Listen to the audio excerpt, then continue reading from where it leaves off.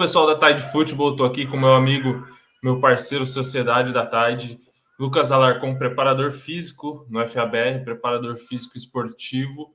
Eu vou bater um papo com ele, vai ser um prazer trocar uma ideia com ele sobre preparação física de atletas no FABR, né? Mas antes da gente entrar num assunto específico, queria falar que é um prazer estar te recebendo aqui. Queria que você falasse um pouquinho nessa introdução, Larcon, sobre o seu retorno de lesão, preparação para a estreia. Jogo já difícil contra o Rhinos, né? Não voltou aí num jogo para aquecer, não. Já voltou num jogo que valia muita coisa na tabela de classificação, contra um grande adversário e já performou num nível muito bacana. Seja muito bem-vindo, meu amigo. Vamos trocar essa ideia aí. Sim, senhor. Caião, primeiro, para mim é um prazer enorme estar aqui, sociedade, a gente trabalhando junto.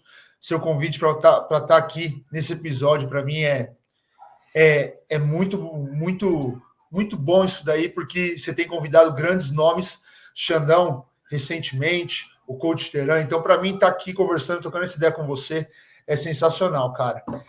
E poder falar de preparação física na FABR, poder falar do meu trabalho, poder falar do meu retorno, então, para mim é sensacional. O que acontece aí no retorno é que ano passado eu rompi o tendão patelar no final do ano. Para quem não sabe, a lesão do tendão patelar é igual que o Ronaldo Fenômeno teve lá atrás, na época que ele estava na Inter, se eu não me engano. Basicamente, a patela ela não está mais presa e sobe no meio da coxa. Então, rompeu, né? E foi na semifinal contra o Croco, no Brasileiro, um dia antes de voar para Brasília para jogar com a seleção brasileira. Então, assim, é um retorno, é um retorno longo, é a mesma previsão da LCA, mais ou menos, coisa de 9 meses. Eu tomei o processo com calma. Então, eu não quis voltar antes do prazo, adiantou um pouquinho, mas todos os indicativos estavam muito bons para o meu retorno. Então, assim, eu tomei o processo com paciência. Quando eu lesionei, eu encarei a minha lesão como uma bênção, no sentido de eu sempre soube do risco que é jogar FA e todo mundo está com esse risco de ter uma lesão de cirurgia, acontece em todo snap, e eu poderia focar em outras áreas da minha vida e conseguir visualizar coisas de outras áreas da minha vida que eu não estava visualizando enquanto eu estava assim 100% focado no FA. Então, isso para mim foi uma parte essencial da minha recuperação, porque eu não quis acelerar o processo e não fiquei pensando exatamente no retorno do FA para voltar. Muitas vezes eu pego o pessoal com aquela história de comeback player, voltar o mais rápido possível, voltar.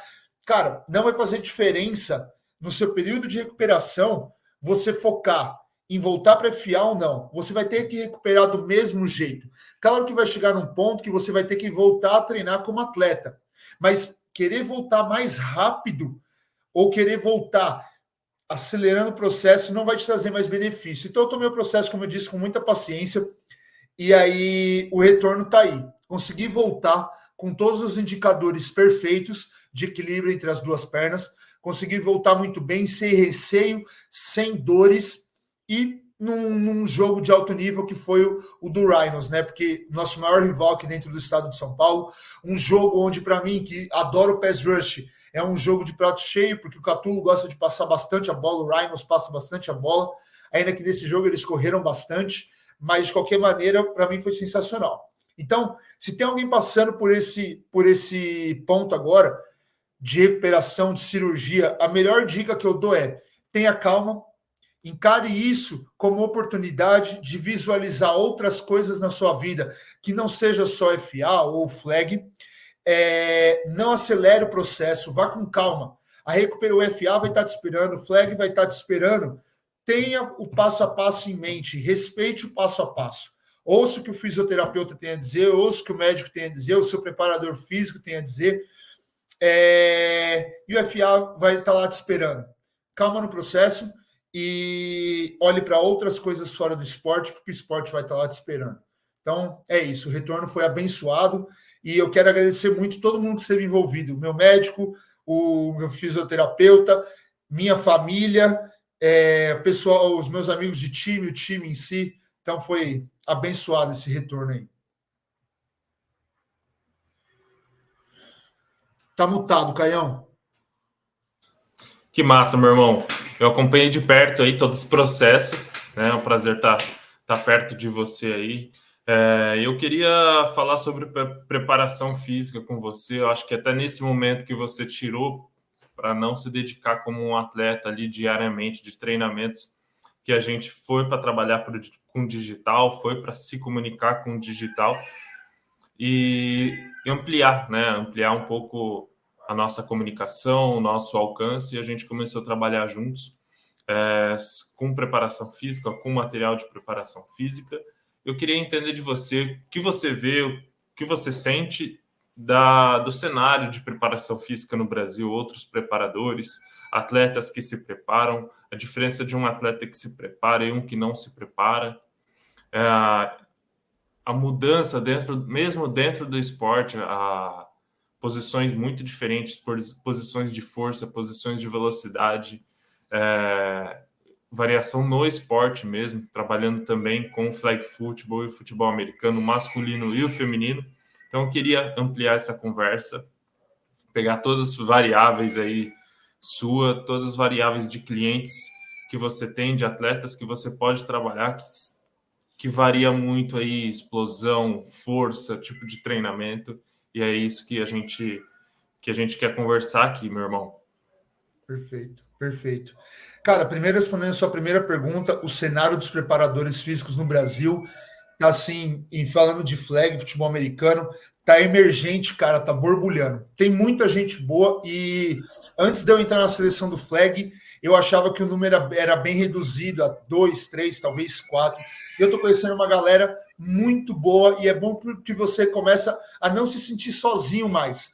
Ter um cenário construindo com vários outros preparadores é muito bom, porque todo mundo cresce junto. Então tem o Pimentel, tem o Fernando, tem a Gabi, galera que trabalha comigo no flag, tem o Luiz, tem o Polastri que está na preparação física da seleção de full pads, tem a Guide, enfim, tem uma galera enorme e está crescendo, está vindo mais gente. Tem o Renatinho que está trabalhando que é da seleção de flag e já está trabalhando com atletas, que é meu atleta e está trabalhando com outros. Tem o Índio também, que está começando a trabalhar na consultoria dele, no atendimento dos atletas dele, enfim. Então tem uma gama enorme, muita gente boa que pode ajudar na preparação física, a gente está crescendo. Dentro da seleção de flag e dentro da seleção da CBFA, está se organizando um departamento muito bom de saúde e performance, com uma galera muito boa. Tanto o pessoal que trabalha comigo no flag, que nem eu falei, o Fernando, a Gabi, o Pimentel, quanto a galera que está vindo do Full Pads. Tem nutricionista, Leonardo Rezende, que é nosso parceiro, tá dentro do flag também. Então, assim, mano, tá se construindo uma coisa muito boa. E aí é só quem tem a mais se beneficiar disso são os jogadores. Os jogadores que têm se beneficiado de um trabalho de preparação física bem feito. E por que eu falo que é essencial um trabalho de preparação física bem feito? Se a gente for olhar do ponto de vista econômico, um atleta amador tem que investir numa preparação física bem feita. Por quê? Um atleta amador, ele gasta dinheiro no esporte. Ele tira do próprio bolso, ele sangra o próprio trampo para colocar no esporte. Isso é a realidade de 95%, 99%, sei lá, dos atletas de FABR no Brasil. A gente sabe muito bem, e hoje eu tenho maior consciência disso, que a coisa mais importante para um atleta é não se lesionar. Não importa o método de treinamento, a prioridade é não se lesionar. Se eu tenho um cara que trabalha com educação física, um cara que é mecânico, um cara que trabalha com vendas, visitando o cliente, e o cara se lesiona, ele está perdendo grana. Ele não só não está praticando o esporte que ele quer, mas ele perdeu dinheiro.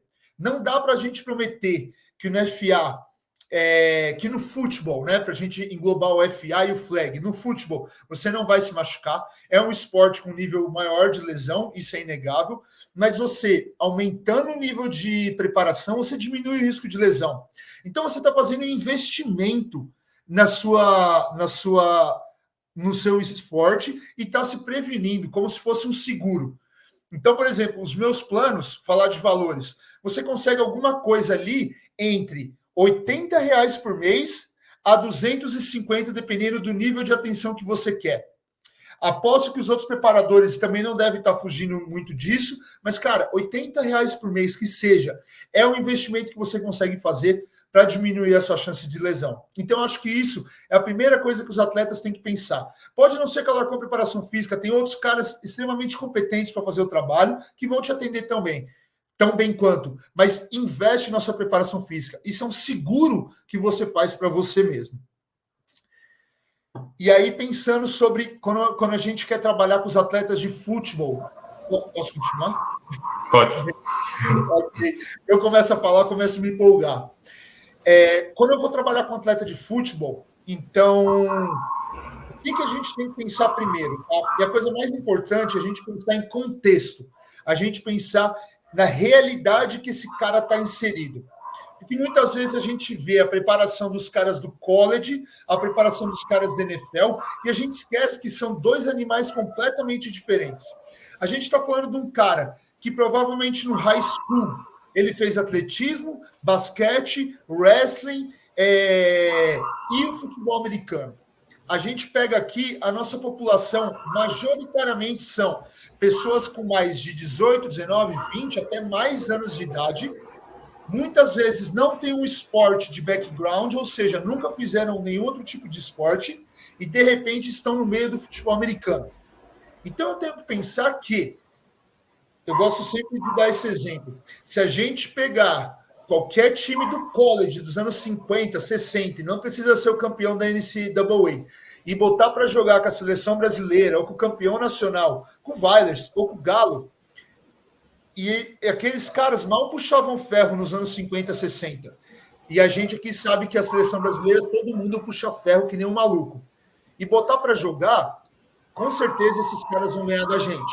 E não é menosprezando os campeões, não estou menosprezando o meu próprio time, a minha própria seleção, mas é entender que a principal coisa que diferencia um atleta no topo para um alto rendimento nos Estados Unidos, um college de alto rendimento e um nacional no Brasil, são duas coisas. Exposição ao esporte, tempo de exposição ao esporte, ou seja, quanto tempo que esse cara está praticando aquele esporte. Provavelmente, esses caras começaram a jogar com 8, 9, 10, 11 anos de idade. Então, eles já vieram crescendo, construindo a base, além de ter preparado com outros esportes. Aqui, a galera começou a jogar, como eu falei, depois dos 18, 19, 20 anos. Muitas vezes nunca nem foram para a academia, ou se foram, só puxaram ferro maromba ali. Então, na minha cabeça, o contexto é importante porque eu tenho que pensar. Eu vou treinar esse cara igual eu treino o cara do college, e aí esse cara, ele tem família, ele tem trampo, ele tem filhos, ele tem todo um estresse, ele talvez tenha um histórico de lesão de um soccer ou de alguma coisa antes. É o mesmo treino? Será que eu vou estar fazendo um bom trabalho ao invés de só copiar e entregar treinos iguais ou tentar entender qual a realidade e o contexto que esse cara está inserido? Então, quando eu penso nisso daí, eu estou pensando também em longevidade. É muito bem sabido, isso para mim é bem claro aqui na FA-BR, estou falando de flag e FA, né, o Futebol BR. O flag está fazendo um excelente trabalho em desenvolver uma base, crianças, adolescentes e crianças começando a jogar bem cedo, isso vai se refletir lá na frente para a gente, mas é bem sabido que você vai começar a destacar no seu time lá pelo 4º, 5º, 6º ano de futebol. São poucos atletas de destaque nacional que no 1º, 2º ano já estão estourados. Esse cara tem que ter algumas coisas combinando para que ele exploda. Então, o que é logo no 1º ano? Então, eu estou falando dele tem que ter uma genética superior, ele tem que ter uma ética de trabalho superior e ele tem que estar num time que está ganhando. Isso vai fazer com que ele se destaque muito no 1º, 2º ano, mas não é a média. Esses são os outliers, são as exceções. Então, eu já tenho um cara que não praticou quando era mais jovem, criança, adolescente, tem um cara que tem altas responsabilidades e que tem pouco tempo no esporte. Ou seja, ele precisa de tempo para amadurecer e, consequentemente, se destacar. Ele não pode lesionar. Se lesionar, ele vai ter menos tempo de esporte do que um cara que não lesionou. Então, toda a preparação tem que ser construída em volta do quê? Desenvolver um atleta independente do esporte antes de pensar em futebol americano. Blindar esse cara o máximo possível antes de pensar em futebol americano. E dar tempo para ele se desenvolver. Não é porque você vai agachar 200 quilos no seu primeiro ano que você vai ser o melhor atleta em campo no FABR. Não é porque você vai correr o seu 40 yard para necessariamente X tempo que você vai ser o melhor atleta na FABR. Porque o físico diferencia muito, mas o tempo de exposição, vivência dentro do campo é o que mais diferencia a galera. Então, essa é a minha mentalidade hoje quando eu paro para pensar no trabalho que eu faço com os meus atletas. Perfeito. Perfeito. Bem associado aí a condicionar o atleta estar pronto para enfrentar o desafio físico que é o esporte, né? Se ele levanta ali 200 quilos ou 205, não vai fazer tanta diferença assim num alto nível de confronto no FABR. Eu acho bem legal essa forma de pensar. Eu vejo muito dos seus atletas também, até fica um elogio, que quando entra, conhece o método, conhece você, através dessa metodologia, fica, gosta, prega a sua palavra, Alarcon Preparação Física, para outros atletas também. Isso é muito bacana e associa a nossa realidade. A gente consegue sentir que a gente está sendo representado por alguém que vai tirar a gente da zona de conforto, claro, para a evolução física, mas que não está exigindo ali uma obrigatoriedade de peso, uma obrigatoriedade de carga, de velocidade, mas de sim condição para performar dentro do campo, e a capacidade técnica, o desenvolvimento técnico, experiência de repetição de jogada vai fazer a diferença a partir de um atleta que tem condição física de estar dentro de campo. Isso é muito legal. Já conheço, né, a metodologia, mas é sempre bom a gente passar para o pessoal, expandir essa mensagem. Essa questão de lesão, às vezes um atleta tem 2 anos aí de experiência de futebol americano, ele passou um lesionado, ele não teve muito tempo para se desenvolver. Aí entra num terceiro campeonato, duro de novo, derrota, desiste do esporte. Então acho que passa muito por isso também. E 90% das equipes no FABR aí mais perdem do que vencem jogos. Então acho que tudo combinado aí, tudo se associa para a gente ter um esporte saudável, estar saudável para a prática do futebol americano.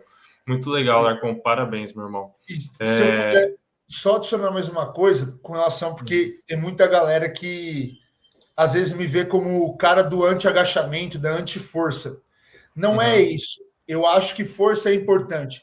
Mas eu tenho os números, grandes números, uma base grande de atletas do FABR para provar que muitas vezes eu vi atletas com altos números na academia, agachamento, power clean, snatch, não sei o quê, e aí quando eu vou testar a velocidade e a mudança de direção do cara, ele tá lá atrás.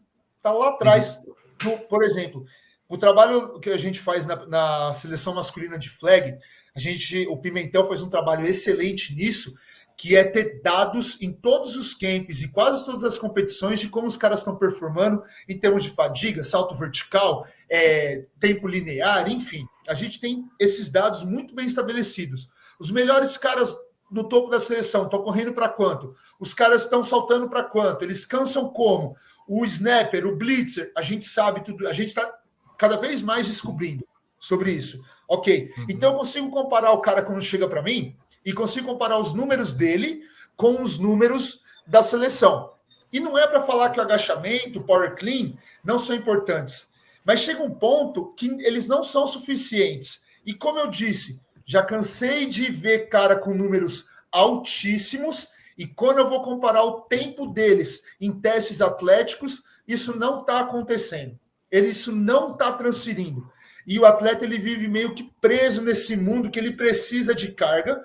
E eu já perdi cliente e estou tranquilo com isso, de cliente que queria continuar metendo carga, eu falando para ele, cara, você precisa se desenvolver como atleta, se movimentar, saltar, correr para trás, correr para frente, mudar de direção e manter a força que você tem. Se você até perder, tá tudo bem. E o cara não quis ficar nesse sistema. E, mano, tá tudo bem. Tá tudo bem. Mas eu sei que o que vai fazer ele para o próximo nível não é aumentar o agachamento dele. Não é ir de 180 para 200, de 100 no clean para 130. Não é isso. Então, é importante falar isso daí. Tem um exemplo muito bom que é o Padovani. Eu sempre falo isso, cara. Sempre uso ele de exemplo. Padovani, ele é um atleta lá do Centro-Oeste, joga pelo Goianos, tanto no flag quanto no FA, e está convocado para a seleção que vai jogar no final do ano no México pelo flag. E a gente começou a trabalhar, e assim, em 3 meses, eu nunca passei um agachamento com barra nas costas para ele. Nunca. Nem passei olímpico para ele. Todos os exercícios que eu passei para ele foi focado em botar o corpo dele para funcionar melhor. Ou seja, se eu visse que ele tinha um desvio aqui, se eu visse que tal músculo não estava funcionando direito, que ele tinha um desbalance, bababá, eu ataquei isso daí. Além de criar uma cultura dele sempre treinar velocidade e sempre estar indo para academia. Ponto. Resultado foi que no último tempo da seleção, ele foi o segundo atleta mais rápido do camp inteiro. Disparado. Mesmo pesando 90 quilos, acho que 5 ou 7 quilos mais pesado do que o outro cara que ficou na frente dele, que é o Adner, um monstro treinado pelo Pimentel há cerca de 1 ano, alguma coisa assim. Então, se esse cara está funcionando melhor, ele vai conseguir ter melhores números no campo, independente do agachamento. Eu posso deixar ele mais forte no búlgaro, na fundo, na elevação pélvica, sei lá. Ele está mais forte em geral. O agachamento não salvou a vida dele. Não foi o agachamento que deu esses números para ele. Que massa, meu irmão. Agora, mudando um pouquinho de assunto, queria falar com você sobre a clínica, né? Sobre Brasília, a oportunidade de viajar e levar seu conteúdo lá. Você falando do Padovani aí, eu já conecto com a região. Espero que ele esteja lá, né? É um jogador ali do Centro-Oeste. Então, eu queria falar com você sobre essa clínica, um insight para você fazer essa clínica, suas 2 paixões aí, pass rush e velocidade combinadas, né? Para você levar isso para Brasília, trocar experiência com as pessoas que estão lá. E a sua ideia, por que surgiu essa ideia, a necessidade para você conseguir fazer o que você faz aqui em Rio Preto, que todo mundo já conhece, todo mundo vê o time com performance física, matando adversários em terceiro, quarto. Levar um pouquinho disso lá para o Centro-Oeste, na clínica em Brasília. Perfeito. Então, as duas clínicas que eu estou levando para Brasília foram uma oportunidade, porque a gente vai jogar contra o Gama, né, no outro final de semana, e aí eu vi a oportunidade de ir lá e levar, como você falou, os 2 conteúdos que eu mais amo, que é o treinamento de velocidade para atletas de futebol e o pass rush. Então, primeiro falar da clínica de velocidade. A clínica de velocidade, as 2 clínicas são práticas, tá? Então, conteúdo totalmente prático, vivenciando, e como você pode aplicar isso dentro do seu treinamento. Treinamento de velocidade não é igual treinamento de velocidade de futebol, não é igual treinamento de velocidade para atletas de sprint. A gente tem que deixar bem claro isso daí. Quando a gente está falando de velocidade, a gente está falando de 4 coisas diferentes para atletas de futebol. A gente está falando sim de velocidade máxima, mas estamos falando também de aceleração, mudança de direção e tiros curvilíneos, como a gente consegue correr em ângulo, digamos assim. Então é importante a gente deixar isso bem claro.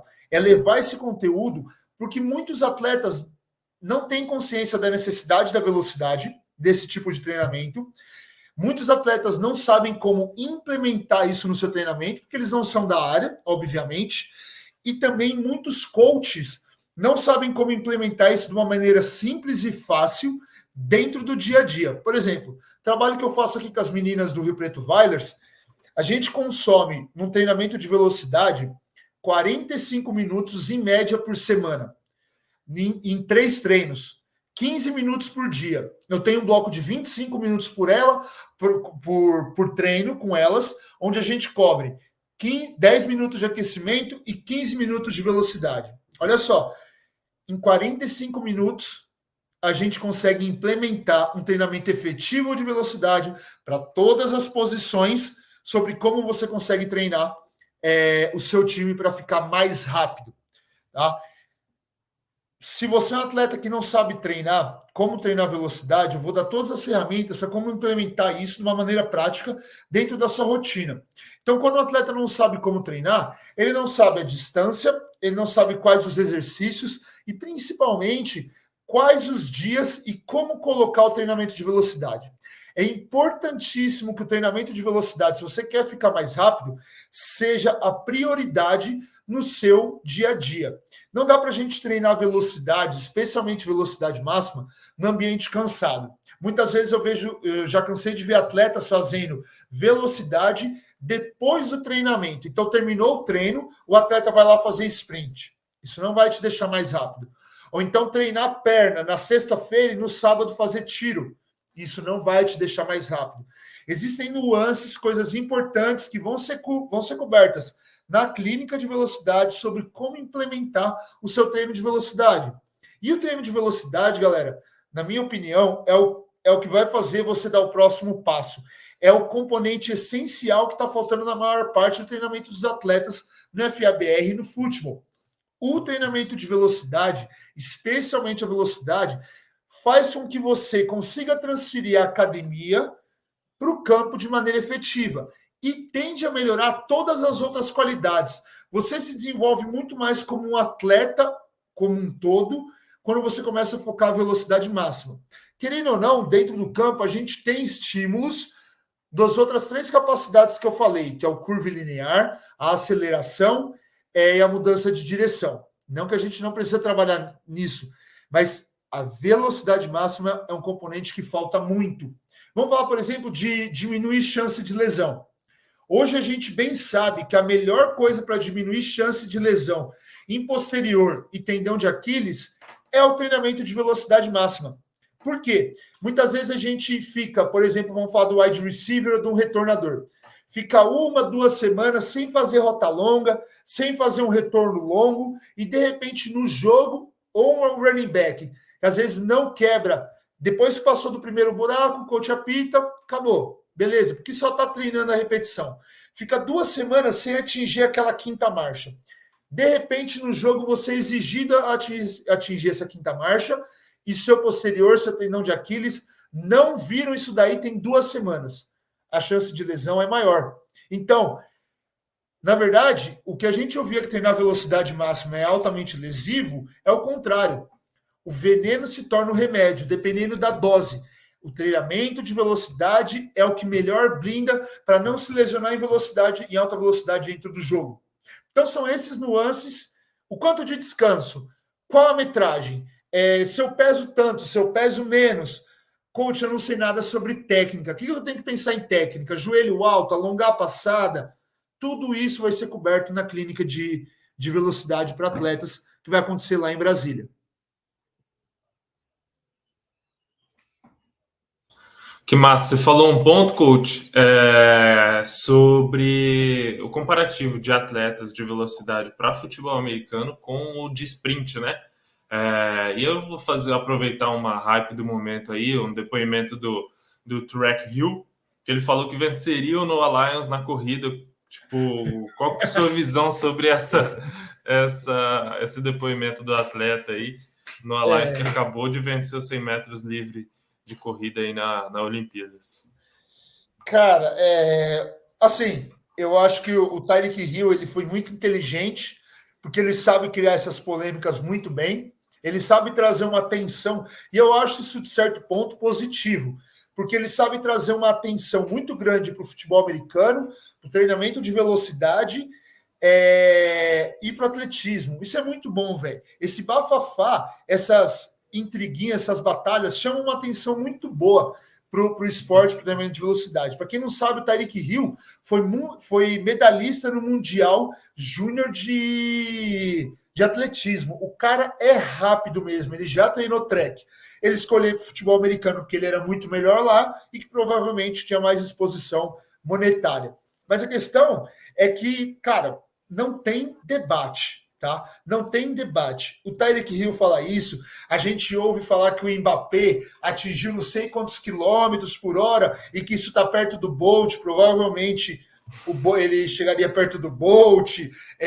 Aquele lá, o Haaland, não é? O europeu também. O Haaland acelera não sei quanto. Galera, não chegariam perto. Os atletas de campo, independente do esporte, rugby, futebol americano, não chegariam perto dos caras que treinam só velocidade. Não tem comparação. Primeiro, o Mbappé chegou perto da velocidade máxima do Bolt. A gente tem que pensar que o Bolt, a partir dos 20, 30 metros, vai manter perto da velocidade máxima dele cerca de 70 metros. O Mbappé ele vai chegar perto da velocidade máxima dele num pico e não vai manter mais. Essa é a primeira coisa que a gente tem que pensar. Numa distância de 100 metros, 70 metros é 70% da prova. Como é que você espera que o Mbappé vai conseguir chegar perto do Bolt, sendo que ele ficou para trás 70 metros? Ele, no melhor das hipóteses, ele está junto com o Bolt até os 30 metros. Então, assim, pensar que porque ele atinge uma velocidade máxima perto do cara do atletismo, quando a gente pensa que esses 70 metros vão dar uma diferença de 1 segundo, 1,3, 1,5 nos 100 metros total, cara, 1,5 nos 100 metros é ridículo a diferença. A gente está falando de cerca de 20 metros. O Mbappé, se tiver a mesma saída que o Bolt, a mesma saída, o que ele não tem, mas se ele tiver a mesma saída e o tempo de reação, ele vai chegar 20 metros atrás do Bolt. Vocês têm noção do que é isso daí? Basicamente, ele não chegaria na final das classificatórias femininas de Tóquio 2021. Se eu não estou errado sobre os dados. Se eu tiver errado, eu posso trazer alguma coisa melhor para vocês, mas é basicamente isso. O Mbappé não entraria na final do feminino das classificatórias para as Olimpíadas nos Estados Unidos. Então, é irreal a comparação. Um segundo e meio é um mundo de distância nos 100 metros rasos. Tá? Então, sinto muito quebrar o coração dos fãs do Tyreek Hill aí, mas ele nunca bateria o Noah Lyles. Nunca bateria o Noah Lyles. Mas, aproveitar aí, coach, sobre o esporte feminino, né? Aproveitar que você falou sobre corrida entre as mulheres e pegar um pouco da sua perspectiva sobre o cenário de flag football feminino no Brasil, preparação delas. Você como preparador de uma das grandes equipes aí, uma das equipes que há 2 anos atrás não estava presente no cenário do flag no Brasil, mas hoje já está disputando finais com grandes atletas, com atletas de seleção, com a Coach Star, que guiou esse projeto até agora e agora vai estar tecnicamente na mão do Pavani. Eu queria que você me desse uma perspectiva do esporte feminino, né? A gente já conversou internamente sobre elas vêm de menos bases esportivas comparado aos homens que praticaram mais esportes durante toda a carreira. Lógico que tem algumas exceções, né? Mas numa média, até o flag football é o primeiro esporte de muitas delas, enquanto os homens já praticaram muitos esportes e elas não. Então, queria que você me passasse um pouquinho disso, um pouquinho do seu trabalho com a equipe feminina de flag e um pouquinho do cenário feminino, que as meninas estão evoluindo demais. Eu vi uma etapa de Rio Preto aqui, né, classificatória para a superfinal. Eu fiquei surpreso, assim, tipo, com o nível das equipes, com o nível das atletas. Foi muito legal de acompanhar. Nossa. Cara, primeiro falando sobre o trabalho aqui no Oilers, né, e assim, eu sempre falo que fui uma pecinha da evolução toda que elas tiveram. Porque se elas tiveram um boom nos últimos tempos, é porque lá atrás elas estão trabalhando. A Esther fez um trabalho sensacional em organizar esse time. As meninas se dedicam demais, querem saber demais de treinar. Muitas não faltam em nenhum treino. Então, assim, que nem eu falei, eu fui uma pecinha que está ajudando essas meninas no meio de toda a evolução que elas fizeram. O trabalho que eu faço com elas é basicamente introduzir um treinamento de velocidade.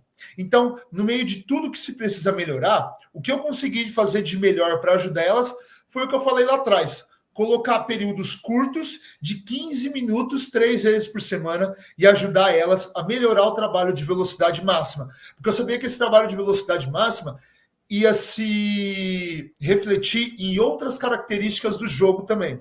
E aí passa no que você falou, que é uma realidade que está mudando, felizmente, mas que ainda persiste nesse nosso Brasilzão, que é, quando a gente compara os meninos com as meninas, os meninos tendem a ter uma exposição esportiva, recreativa, muito maior do que as meninas.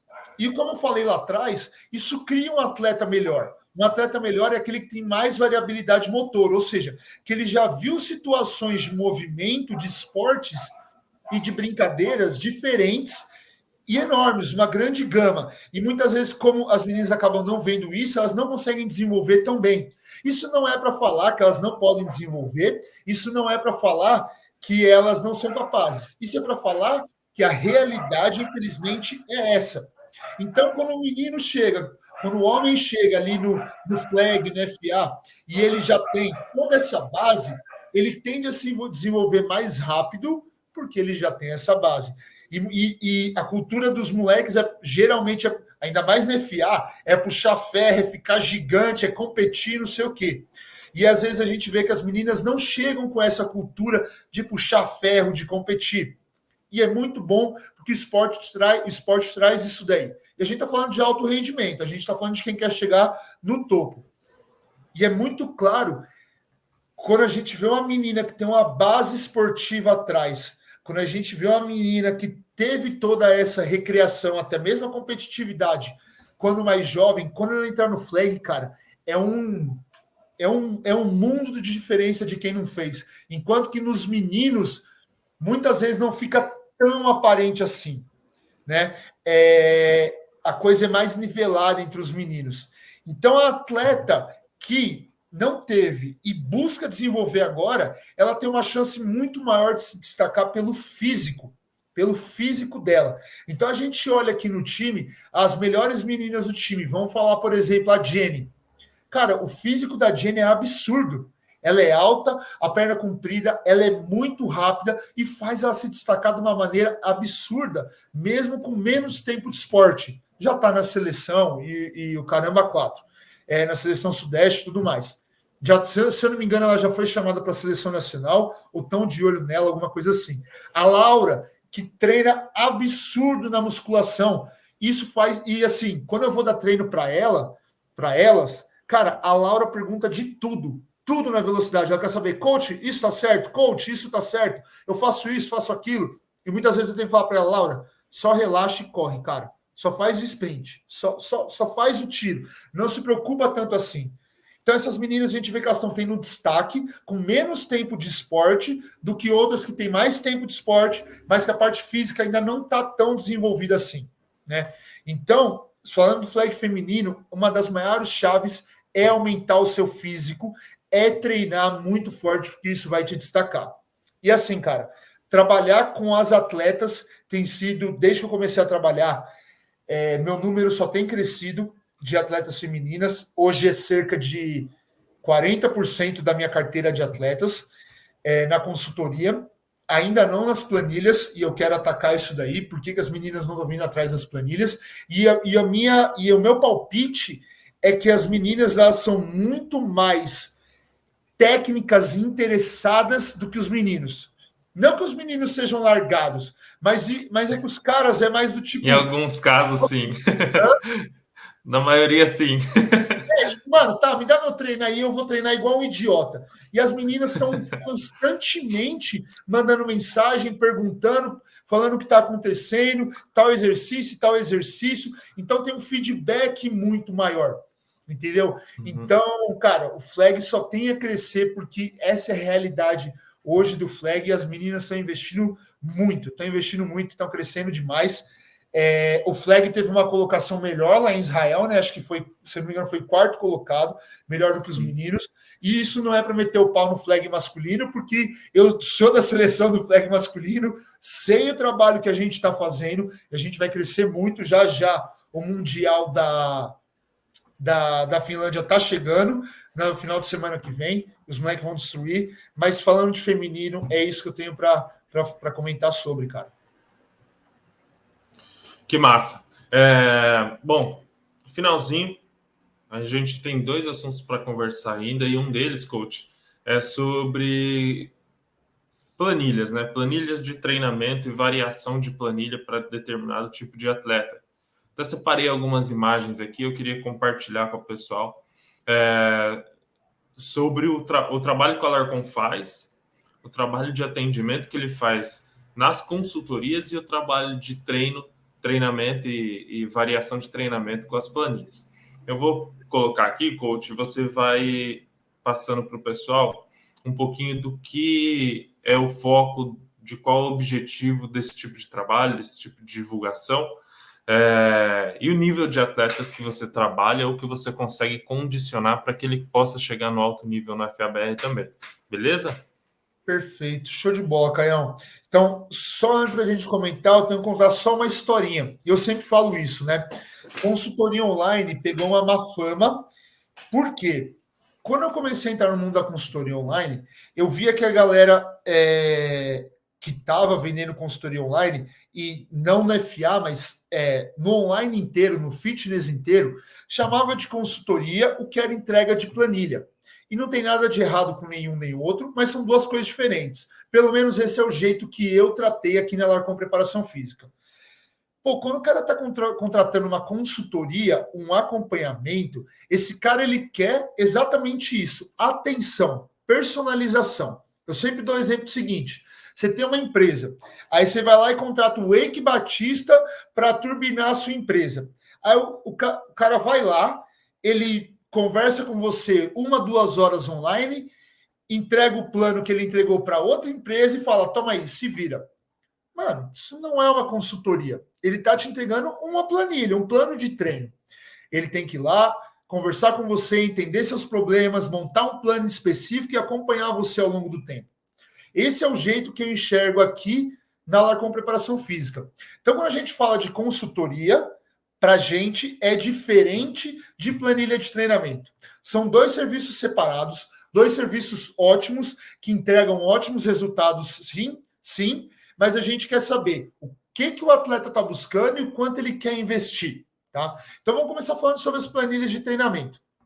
A planilha de treinamento, a gente tem 2 serviços diferentes, que são as planilhas de treinamento, que a gente chama de planilha controle, e a planilha personalizada. A planilha de treinamento controle, ela é uma planilha de acordo com o seu esporte, por exemplo, flag futebol, futebol americano, jiu-jitsu, basquete, o que quer que seja, eu tenho planilha para tudo isso. Ou então, uma planilha dirigida pelo seu objetivo. Eu preciso aumentar a velocidade por posição. Preciso... por objetivo. Preciso... por posição. Por exemplo, quarterback, linebacker, wide receiver, blitzer. Eu tenho uma planilha pronta para todo mundo. Você está no alto nível, você está iniciando agora, você é intermediário, nunca treinou velocidade, nunca puxou ferro, tem uma planilha para você. Ou então, por objetivo, coach, eu quero só melhorar a minha velocidade, quero só melhorar o meu agachamento, quero melhorar a minha hipertrofia, emagrecimento, não sei.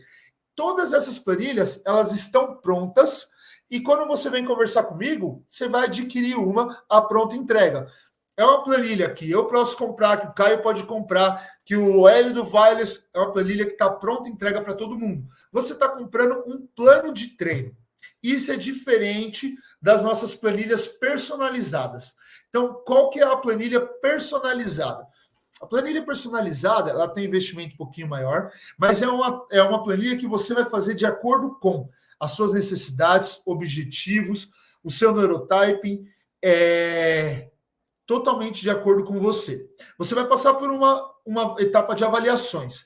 Nessas avaliações, a gente vai ver a sua rotina, seu histórico de lesão, o seu objetivo, suas necessidades, a sua rotina, e depois a gente vai fazer uma avaliação de qualidade de movimento. O que está encurtado? O que não está ativando? O que está inibindo? Vamos juntar essas informações, passar para uma avaliação de performance. Então, quero ver, está faltando velocidade máxima? Está faltando aceleração? Qual que está sendo o problema na mudança de direção, no salto? E, por último, a avaliação de neurotyping, que é uma avaliação exclusiva que eu faço aqui, que, de maneira resumida, eu vou avaliar o seu perfil neurológico, seus neurotransmissores, isso vai me dar indicativos da sua periodização, da sua escolha de exercícios, escolha de repetições, tempo de descanso e tudo mais. Pegar essas informações e eu vou montar uma planilha específica para você, uma planilha personalizada.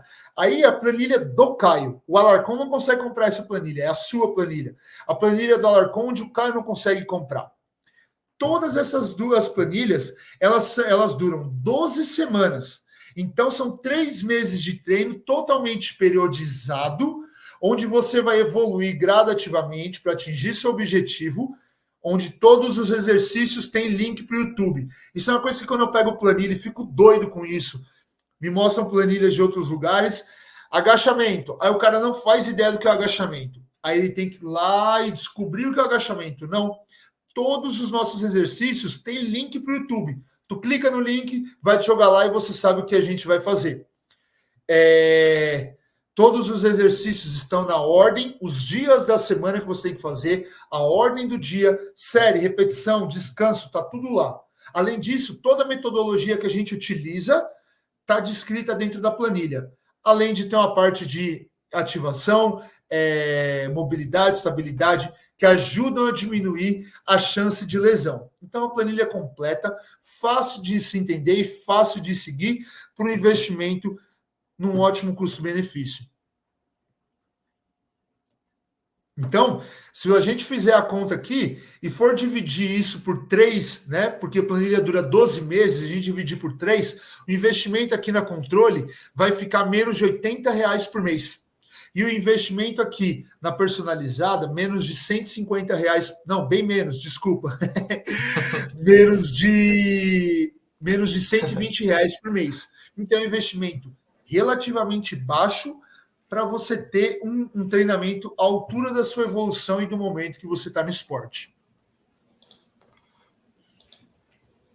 Muito massa, coach. Foi muito bom. Acho que a gente combinou aí os slides aí, passar certinho para o pessoal. Para quem não conhece aí, eu fiz de propósito de voltar a falar por objetivo, por posição.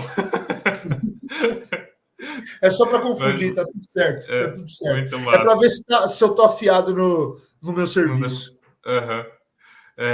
E para fechar, coach, sobre Olimpíadas, né? Você como preparador, trabalhando a modalidade, acho que é um hype muito grande, todo mundo que está envolvido com flag futebol no Brasil.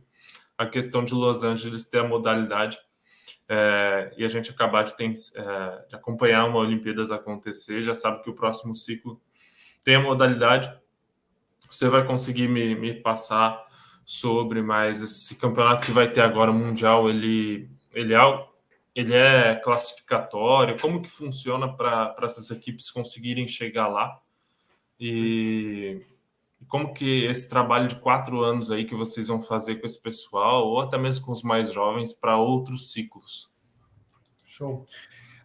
A gente ainda não sabe como vai funcionar a classificatória, tá, para as Olimpíadas.